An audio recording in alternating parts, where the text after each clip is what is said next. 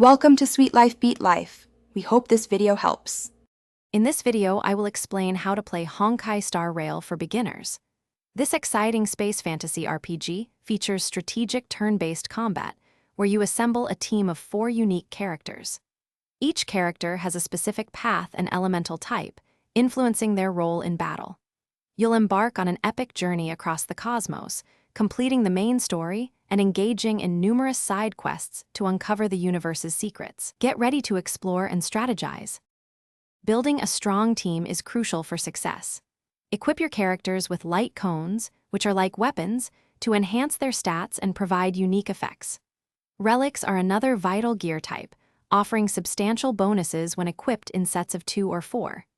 Don't forget to upgrade your characters' traces, which are their skill trees, to unlock and strengthen their abilities, making them more effective in battle against tougher foes.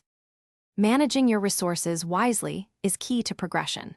Stellar Jade is the premium currency, primarily used for warps to acquire new characters and light cones. Credits are essential for leveling up characters, light cones, and relics.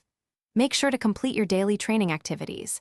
They provide valuable experience materials, credits, and other crucial items needed to strengthen your team and advance through the game's challenging content.